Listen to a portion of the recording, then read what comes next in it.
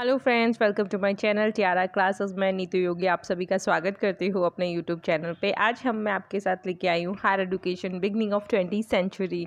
Yes you got it, beginning of 20th century till post independence से till जितने भी हमारे इंपॉर्टेंट पॉइंट्स आए, जितने भी हमारे कमीशंस आए, स्कीम्स आए, कमिटी आए, उन सब के बारे में आज डिस्कस करेंगे 1901 से लेके 1944 तक। आज इंपॉर्टेंट, प्लीज़ गाइज लास्ट तक एंड तक वीडियो देखिएगा सो दैट आपको हेल्प होगा। सारा सीक्वेंस से दे रखा है मैंने, सारा सीक्वेंस से समझाऊंगी यार टिल 1901 से 1944 तक। और जो आज वीडियो आज पहली बार देख रहे हैं वो प्लीज़, मैंने ऑलरेडी पहले इनकी सीरीज़, मैंने पहले इनका प्री इंडिपेंडेंस एरा का पहले मैंने 3 4 5 वीडियो बना चुकी हूँ। प्लीज़ आप वो वहाँ से जाके चेक कर लीजिएगा, आपको सारी इंफॉर्मेशन मिल जाएंगी वहाँ पे। तो स्टार्ट करते हैं। Important point to be remember, कौन से important point to be remember है यहाँ पे। आज बात करेंगे 1901, 1902, 1944 एंड 1905, 1913, 1917, 1929 टू 1944। तो 1901 में क्या हुआ था? लॉर्ड कॉर्नवालिस ने क्या किया था? कन्विंस किया था, कॉन्फ्रेंस इकट्ठी की थी। किसके लिए इनका फर्स्ट अटैम्प्ट था? किसके लिए इनका फर्स्ट अटैम्प्ट था? इनका फर्स्ट अटैम्प्ट था टुवर्ड्स नेशनल एजुकेशन पॉलिसी का। यहाँ पे इन्होंने फर्स्ट पर्सन थे जिन्होंने अपॉइंट किया था कमीशन। किस पे? अपने नेशनल एजुकेशन कमीशन पे। हम 1901 है, लॉर्ड कर्जन ने किया। 1902 में क्या हुआ? ड्यूरिंग लॉर्ड कर्जन इन्होंने इंडियन यूनिवर्सिटी कमीशन बनाया, अपॉइंट किया गया इसी ने। तो क्या बात करती है यहाँ पे? 1902 में इंडियन यूनिवर्सिटी कमीशन बनाया। 1904 में बना इंडियन यूनिवर्सिटी एक्ट। तो हमेशा कमीशन पहले आता है और एक्ट बाद में आता है 1904 में। फिर बात करते हैं 1905 का। 1905 में आया national education council of education. 1913 में आया रिसोल्यूशंस ऑफ एजुकेशन पॉलिसी, बिकॉज 1905 में कुछ फेलियर्स हो गए थे और इसके बाद में उन्होंने ठीक करने के लिए 1905 के उन्होंने इशू किया 19 रिसोल्यूशंस ऑफ एजुकेशन पॉलिसी। फिर आया हमारा सदर कमीशन आया 1917 में। फिर आया हमारा 1929 वाला 29 हरदोई कमेटी, जिसमें क्या CAB के बारे में बताया गया। उसके बाद में 1934 आया, अनएम्प्लॉयमेंट की बात करते हैं, सप्रू कमेटी। 1937 में वर्धा स्कीम ऑफ एजुकेशन, अपने गांधीजियन फिलोसफी इस पे बेस्ड है। 1914 में आया सरगट रिपोर्ट आई। तो आज बात करते हैं 19 शुरू से बात करते हैं अभी 1905 में क्या क्या हुआ, किसने सेटअप किया था। 1905 में सेटअप किया था, ये स्वदेशी नेशनलिस्ट लीडर्स के द्वारा सेटअप की गई थी। और बना कब था? 1905 में बना था। इसमें इसी का रिज़ल्ट क्या है? जदेव पर university is the result of it. और श्री रविंद्रनाथ टैगोर जी ने स्टार्ट किया था शांति निकेतन इन बंगाल ड्यूरिंग दिस एरा। इसी एरा में उन्होंने शांति निकेतन बंगाल स्टैब्लिश किया था। सतीश मुखर्जी ने स्टार्ट किया था Dawn society. And within 10 year कॉजन रिफॉर्म ने एजुकेशन पोजीशन को रिव्यू किया 10 साल के बाद में, अगेन इसी एरा में। उसके बाद में नंबर ऑफ कॉलेज इंक्रीज़ हो गए। इसमें क्या बात की गई है कि नंबर ऑफ कॉलेज तो इंक्रीज हो गए हैं, सो दैट जैसे जैसे नंबर ऑफ कॉलेज इंक्रीज हुए हैं वैसे वैसे उनका वर्कलोड इंक्रीज हो गया, हैवियर हो गया। तो उसके ऊपर पॉइंट देखा गया कि यहाँ पे जैसे जैसे इंक्रीज हो रहा है वैसे वैसे अपना यूनिवर्सिटी के वर्कलोड भी इंक्रीज़ हो रहे हैं। तो इसी की वजह से ये थोड़ा फेलियर हो गया था। It was the government of lord Hardinge जिन्होंने सर्वाइव किया सिचुएशन को, टैकल किया और उन्होंने इशू किया उसी टाइम पे रिसोल्यूशन 1913। उसी टाइम पे उसके बाद में उन्होंने इशू किया। 1905 का वो हो गया, 1913 में उसको रिसोल्यूशन आया। रिसोल्यूशन ऑन एजुकेशन पॉलिसी आई 1913 में। इसने क्या रिकमेंड किया? इन्होंने रिकमेंड किया कि university should be establish for each province area में यूनिवर्सिटी इस्टेब्लिश होनी चाहिए, हर एक एरिया में स्टेब्लिश होनी चाहिए। टीचर्स एक्टिविटीज़ यूनिवर्सिटी में इनकरेज होंगे तभी। कॉलेज लोकेटेड इन मोस्टफुल टाउन शुड बी डेवलप। जो बैकवर्ड एरिया में जो अपने कॉलेजेस सेटअप हैं उनमें भी डेवलप की जाए teaching university in due courses, अनेक कोर्सेज में। इसने एक्सेप्ट किया कि need for establishing more university. इन्होंने रियलाइज़ किया, इसी में एक्सेप्ट किया गया कि हमें जो वर्कलोड हो गया था ना, जो 1905 में वर्कलोड हो गया था यूनिवर्सिटी जैसे से इंक्रीज़ हो रही थी, तो उन्होंने बोला वर्कलोड को कम करने के लिए हमें कुछ नई यूनिवर्सिटी स्टैब्लिश करनी चाहिए। कुछ और यूनिवर्सिटी स्टैब्लिश की गई इसी के एरा में। 1913 में क्या इसी के रिजल्ट का काम है कि हमारी बनारस मैसूर 1916 में सेटअप की गई, पटना में स्टैब्लिश हुई 1917 1917 में, हैदराबाद यूनिवर्सिटी हुई 1918 में और SNDP वुमेन यूनिवर्सिटी हुई 1916 में। तो उसके बाद में हमारा आया ये सारी यूनिवर्सिटी सेटअप करने के बाद में हमारा बना 1917 में सैडलर कमीशन आया। सैडलर कमीशन क्या कहता है, इसको ना हम कलकत्ता यूनिवर्सिटी कमीशन भी कहते हैं। एग्जाम में ये पूछ लिया जाएगा कि कलकत्ता यूनिवर्सिटी कमीशन कौन से ईयर का है, तो आपको याद रखना है 1917 is Calcutta university commission. Sadler commission को ही कलकत्ता यूनिवर्सिटी कमीशन कहते हैं इसको। इन्होंने किसके चेयरमैनशिप में बना था ये doctor Michael Sadler in September 1917 14 सितंबर में बना था। किस लिए बनाया गया था ये? To investigate the problem of higher education. जो भी प्रॉब्लम है हायर एजुकेशन में उसकी क्वारी करने के लिए कि क्या क्या प्रॉब्लम है, क्या क्या चीज़ें फेस कर सिचुएशंस हैं, कैसे टैकल करना है, वो सारी चीज़ों को ध्यान में रखते हुए उसकी क्वारीज लेने के लिए इसको बनाया गया था। इन्होंने स्टार्ट किया गया 10+2+3। हाँ, फर्स्ट टाइम पे 10+2+3 का सिस्टम सैडलर कमीशन से स्टार्ट हुआ है। तो 10th मतलब 10th की +2 11th और 12th क्लास और 3 इज ग्रेजुएशन कोर्सेज डिग्री। इन्होंने मेजर रिकमेंडेशंस दी थी। क्या क्या रिकमेंडेशंस दी थी इंप्रूवमेंट करने के लिए हमारे हायर एजुकेशंस को?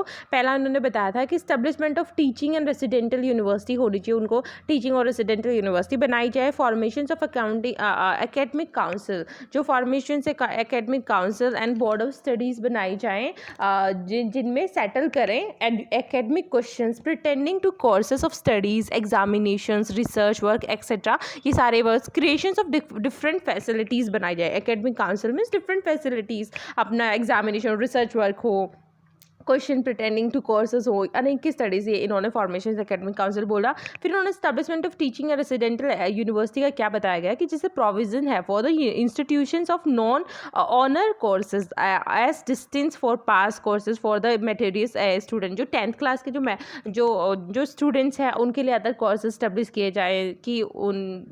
जाएँ। उसके बाद में इन्होंने सजेस्ट किया CAB। सबसे इंपॉर्टेंट है सैडलर कमीशन का, सबसे इंपॉर्टेंट क्या है कि यहाँ पे CAB इंट्रोड्यूस हुआ इंडिया में पहली बार। कब हुआ? CAB 1920 में ये इंट्रोड्यूस हुआ। उसके बाद में ये just because of financial crisis ये 1929 में इसको एबलिश किया गया, ख़त्म हो गया था। फिर under government of act India act 1919 में हम बनाया गया provisional subject so as to minimize the control of central government in education system. ये इंपॉर्टेंट पॉइंट है कि प्रोविजनल सब्जेक्ट कब बनाया गया? किसके अंडर बनाया गया? गवर्नमेंट ऑफ इंडिया एक्ट 1919 के अंदर बनाया गया। और किस लिए बनाया गया? टू मिनिमाइज जो कंट्रोल है सेंट्रल गवर्नमेंट का एजुकेशन सिस्टम है उसको मिनिमाइज करने के लिए। तो इसके इंपॉर्टेंट देख लिए, government of India setup 1919 made education as a provisional subject. This is important point exam के पॉइंट ऑफ व्यू से। फिर बात है इन्होंने रिकमेंडेशंस किए, किसके लिए ये सारे रिकमेंडेशंस किए? इन्होंने रिकमेंडेशन दिए कलकत्ता यूनिवर्सिटी के लिए सारे दिए। इन्होंने इसी ड्यूरेशन में, इसी एरा में 1925 में इंटर यूनिवर्सिटी बोर्ड स्टैब्लिश हुआ, वो जो बाद में कहलाया गया अभी जिस नाम से जाना जाता है एसोसिएशन ऑफ इंडियन यूनिवर्सिटी के नाम से जाना जाता है। किस लिए बनाया गया? टू प्रमोट यूनिवर्सिटीज़ एक्टिविटी, सारे यूनिवर्सिटीज़ की एक्टिविटीज़ को प्रमोट करने के लिए बनाया गया है ये। उसके बाद में इसका फॉर जिसके बाद बात करते हैं जो CAB बना वो इम्पॉर्टेंट है। CAB क्या 1920 में बना, ठीक है। 1920 में स्टार्ट होके हमारा क्या 23 में इसको ये हो गया, ख़त्म कर दिया है just because of financial crisis. फिर 1935 में ये दोबारा बना। दोबारा बनने के बाद में यहाँ थोड़ा सा मैंने ना ये दोबारा बना पर टिल नाउ में नहीं, ये 1900 या अभी टिल नाउ नहीं है, ये 1944 तक चला। ये 44 में वापस इसको बंद कर दिया गया। फिर 44 के बाद में अपना ये 2004 डाटा लिख लीजिए आप प्लीज़। जो 2004 है इसमें ये दोबारा आया 2004 में, अभी तक चल रहा है ये 2004 के बाद में। तो ये थोड़ा सा मेरे से मिसअंडरस्टैंडिंग मिसप्रिंट हो गया यहाँ पे। जो 1935 में दोबारा बना, दोबारा बन के कब तक चला? अपना कब तक चला? 1935 के बाद में हमारा दोबारा चला 1944 तक दोबारा चला। उसके बाद में हमारा 1944 तक ख़त्म हो गया। फिर हमारा 2004 में ये वापस स्टार्ट हुआ और टिल नाउ अभी तक चल रहा है इसका। ये आगे वाली स्लाइड में मैंने अच्छे से मेंशन किया। हाँ, उसके बाद में ये एक और पॉइंट मैं बताती हूँ, जैसे UGC, हमारा UGC कब स्टार्ट हुआ? इसमें बहुत कन्फ्यूज़न होता है। UGC हमारा 1945 में, जो 1945 है, मैं अभी इरेज कर देती हूँ, 1945 है ये यूजीसी ने क्या किया, रिकमेंड किया 3 यूनिवर्सिटी को, अलीगढ़, किस किस यूनिवर्सिटी को रिकमेंड किया था, अलीगढ़, बनारस एंड दिल्ली। 3 यूनिवर्सिटी याद रखिएगा, अलीगढ़, बनारस, दिल्ली। मैंने शॉर्ट फॉर्म पे ABD उसका ट्रिक लिख दिया है, तो अलीगढ़, बनारस और दिल्ली जो डाउन कर लीजिएगा। फिर उसके बाद में 3 यूनिवर्सिटी के लिए इन्होंने रिकमेंड किया था यूनिवर्सिटी। फिर क्या हुआ, 1947 में क्या किया, सभी ओवरऑल यूनिवर्सिटी के लिए यूजीसी ऑथराइज कर दी गई, लागू कर दी गई। उसके बाद में हमारा 1956 में क्या हुआ, स्टैट्यूटरी बॉडी उसको नाम दिया गया, ओहदा दिया गया इसको। तो ऐसे यूजीसी के जो 3 है पॉइंट वो इंपॉर्टेंट है। 1945 में रिकमेंड किया, 1947 में 3 यूनिवर्सिटी को रिकमेंड किया, याद रखिएगा। 1947 में सारी यूनिवर्सिटी को दिया गया यूजीसी के अंडर। 1956 में स्टैट्यूटरी बॉडी बना दी गई। उसके बाद में हरतोग कमेटी आई। हरतोग कमेटी क्या बोलती है, हरतोग कमेटी का ईयर है 1929। ये किसको फोकस कर दिया, इसमें फोकस किया गया improving the quality and the standard of university level education.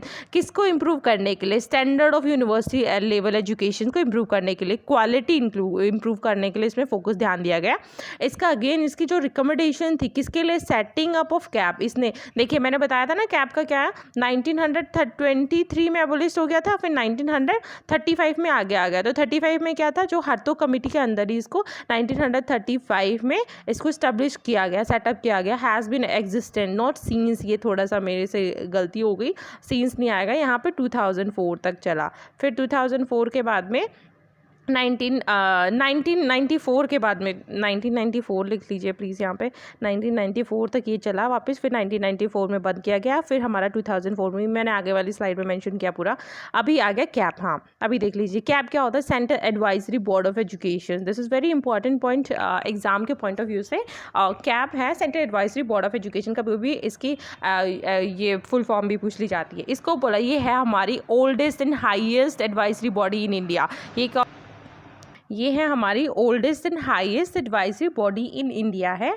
इसको इसने किस लिए बनाया गया, ये क्या इसका क्या काम है, इसका है एडवाइस करती है ये central and state government in the field of education sector में। क्या हमारा सबसे इंपॉर्टेंट क्या होता है, ये भी होता है जो कि एडवाइजरी बोर्ड है, जो कि सजेशन देती है, एडवाइस करती है सेंट्रल और स्टेट गवर्नमेंट को, किसके फील्ड में, एजुकेशन फील्ड में। इसलिए कब स्टैब्लिश हुआ था, 1920 में स्टैब्लिश हुआ था, but dissolve in the year of 1923 as a major of economic crisis की वजह से ये इसको बंद कर दिया गया था।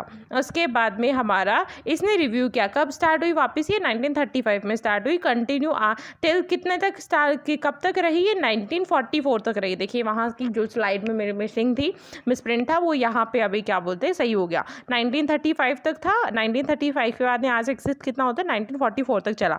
उसके बाद में इसने क्या किया, स्कैब ने क्या दिया, pivotal role played by the CAB was recognised as by modified national policy on education 1992। सबसे ज़्यादा क्या है इसका, CAB का मैन क्या है, इसने नेशनल पॉलिसी ऑफ एजुकेशन दिया 1992 का। आफ्टर बीइंग डिजॉल्व इन 1994 में जब ये खत्म हो गई थी, CAB को बंद कर दिया था, फिर वापस इसको रिकन्स्टिट्यूट किया गया बाय द गवर्नमेंट के द्वारा। कब किया गया, 2004 जुलाई के मंथ में, 2004 जुलाई के मंथ में इसको वापस रीस्टार्ट किया गया। किस पहली मीटिंग कब हेल्ड हुई थी, इसकी पहली मीटिंग हुई थी 10 अगस्त और 21 अगस्त तक उसके बीच में हुई थी। और इसका CAB committee was setup in September, setup कब हुआ, 2004 सितंबर में हुआ है, 2004 में। तो ये सिंपल सी बात है, क्या होता है सैप का, 1920 को होता है, 23 तक होता है, 23 के बाद में 44 तक, 23 के बाद में ख़त्म हो जाता है, फिर 1935 में आता है, 35 से 1944 तक चलता है, 44 में ख़त्म हो जाती है, 44 के बाद में अगेन हमारा 2004 तक चलता है। उसके बाद में आई हमारी सप्रू कमेटी। सप्रू कमेटी क्या करती है, सप्रू कमेटी की इस्टेब्लिश डेट है 1934। डेट प्लीज़ गाइस इसका याद रखेगा, डेट ना बहुत इंपॉर्टेंट है, ये एग्जाम में डायरेक्ट क्वेश्चन पूछे जाते हैं स्टैटिक्स के कि सप्रू कमेटी का डेट क्या है, 1934। इस कमेटी के किसने के द्वारा दिया गया था, ये यूनाइटेड प्रोविंस के द्वारा दी गई थी, लार्जली प्रेजेंट इन यूपी, जो यूपी के लिए दी गई थी मैन 1934 में। गवर्नमेंट इसने किस लिए किया गया था, इसका मैन किस लिए बनी गई थी, गवर्नमेंट क्वारी करना चाहती थी कि इसका रीज़न क्या है, cause of unemployment in UP में क्या कॉज है अनएम्प्लॉयमेंट का, और ये अपना कंक्लूजन इन्होंने निकाला। इन्होंने इन्होंने कंक्लूज़न निकाला है। कंक्लूज़न क्या निकाला है इन्होंने कि ये अनएम्प्लॉयमेंट इस वजह से निकला है क्योंकि एजुकेशन जो सिस्टम है वो कॉमनली प्रिवेंट है प्रिपेयर किसके लिए, क्यों बना है एजुकेशन सिस्टम, सिर्फ डिग्री एग्ज़ाम देने के लिए बनाई गई है, सिर्फ डिग्री प्रोवाइड करने के लिए बनाई है, not for any vocational in life, जो हम सोर्स ऑफ इनकम नहीं कर सकते। इसमें इसका रीज़न ये हुआ, कोज ऑफ अनएम्प्लॉयमेंट का रीज़न पता गया सप्रू कमेटी में कि जो यूपी में है, मैन कहाँ, ये डायरेक्ट एग्जाम में भी क्वेश्चन आता है कि प्रीवाईक्यू में आया हुआ है कि कौन से कमेटी किससे रिलेटेड है, यूपी के कॉज ऑफ अनएम्प्लॉयमेंट के रिलेटेड है। इसमें क्या देखा जा गया कि क्यों सिस्टम फेल हुआ एजुकेशन सिस्टम, क्योंकि पहले सिर्फ उसको यही था एग्जाम डिग्री प्रोवाइड ही करते थे, उसका मैन उनके बिहाफ में उनको सिखाया नहीं जाता था कि सोर्स ऑफ अर्निंग की जाए। उसके बाद में आई अब हमारी वुड रिपोर्ट 1937। इसमें क्या इसने किसने प्रपोज किया था, इसमें प्रपोज दिया था English should be the medium of instruction at university level. हाँ जी, यहीं पे आया कि यूनिवर्सिटी लेवल में इंग्लिश होना चाहिए, इंग्लिश में इंस्ट्रक्शन होने चाहिए। इंग्लिश हमारा पीछा नहीं छोड़ने वाली बिल्कुल भी, आफ्टर इंडिपेंडेंस भी इंग्लिश एजुकेशन इसका 1937 में बोल दिया गया कि English should B medium of instruction होनी चाहिए यूनिवर्सिटी लेवल में। किसने रिकमेंड किया, इसने क्या क्या रिकमेंड किया, वोकेशनल ट्रेनिंग होना चाहिए, कहाँ क्या किसके द्वारा, जैसे कि पॉलिटेक्निक्स होनी चाहिए, setting up vocational teacher training colleges होने चाहिए, ये सारी चीज़ें स्टैब्लिश किए जाए, सेटअप किए जाए कि ताकि सोर्स ऑफ इनकम बढ़े। उसके बाद में आई हमारी वर्धा स्कीम ऑफ एजुकेशन, ये हमारे इंडियन लोगों ने बनाया। वर्धा स्कीम ऑफ एजुकेशन 1937 में इसको किस किस नाम से बोला जाता है, डायरेक्ट क्वेश्चन पूछे जाता है यहाँ से कि क्या क्या नाम से वर्धा स्कीम ऑफ एजुकेशन बोली जाती है। वर्धा स्कीम ऑफ एजुकेशन को बोला जाता है नई तालीम, सॉरी यहाँ पे एन है, ये एम लिखा गया है, नई तालीम और बेसिक एजुकेशन के नाम से बोला जाता है। बुनियादी तालीम भी बोली जाती है और बेसिक शिक्षा भी बोली जाती है। इसको डायरेक्ट क्वेश्चन आता है, नई तालीम से बोलते हैं, बेसिक एजुकेशन कब बनाई गई, तो 1937 ये याद रखेगा, वर्धा स्कीम ऑफ एजुकेशन है। आउटकम इसका किसका आउटकम है, ये है फिलॉसफी ऑफ गांधी के बिहाफ बेस्ड है, ये आउटकम उसका फिलॉसफी ऑफ गांधी जी है हमारे। इसका क्या है इन्होंने, और इसी किस कमेटी के अंडर इसका वर्धा में बनाया गया, ये डेफिनेट शेप किसके द्वारा दी गई, ये दी हमारी कौन सी कमेटी के द्वारा, अंडर द चेयरमैनशिप जिनकी कमेटी थी डॉक्टर जाकिर हुसैन, जो कि हमारे प्राइम प्रेसिडेंट ऑफ इंडिया भी रह चुके हैं, बाद में बन गए थे चेयरमैन थे अपने इस कमेटी के, इन्होंने शेप दिया इस कमेटी को। उसके बाद में इन्होंने प्रोवाइड किया, it provide for the fulfilment of man needs at all level, biological, social and psychological. इसमें क्या ध्यान दिया इन्होंने, ओवरऑल डेवलपमेंट की बात की यहाँ पे कि हर एक चीज़ में काम होना चाहिए, हर एक चीज़ को डेवलप करना चाहिए, वर्क करना चाहिए, हर एक लोगों की पूरी ऑल ओवर डेवलपमेंट नीड्स पूरी फुलफिल की जाए, सारी नीड्स, जैसे fulfilment of man needs at all level, हर एक स्टेज पे, बायोलॉजिकल हो चाहे सोशोलॉजिकल हो चाहे साइकोलॉजिकल हो। It believe that education should brings development of the world man, सारा ओवरऑल डेवलपमेंट की बात की गई है।